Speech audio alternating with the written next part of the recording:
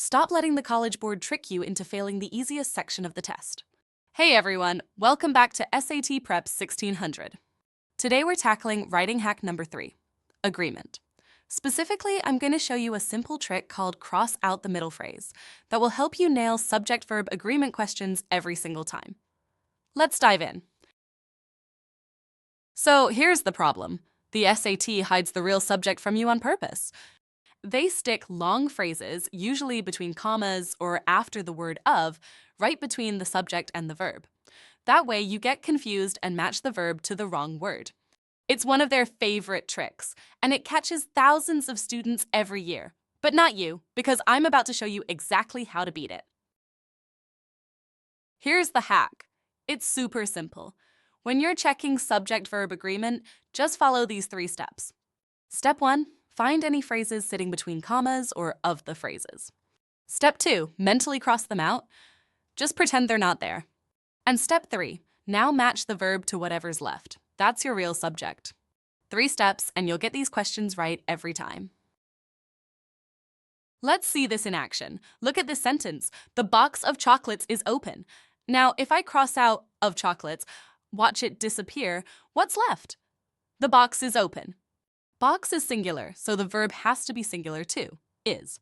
The common mistake, students see chocolates right next to the verb and think it should be are open, but chocolates is not the subject, box is. Don't fall for it.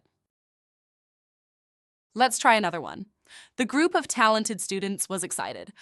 Cross out of talented students and you get the group was excited. Group is singular, so we need was, not were. See how it works? The SAT wants you to look at students and pick were, but once you cross out that middle phrase, the correct answer jumps right out. All right, now it's your turn.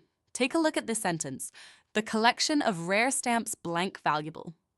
Should it be is or are? Pause the video and try the hack yourself.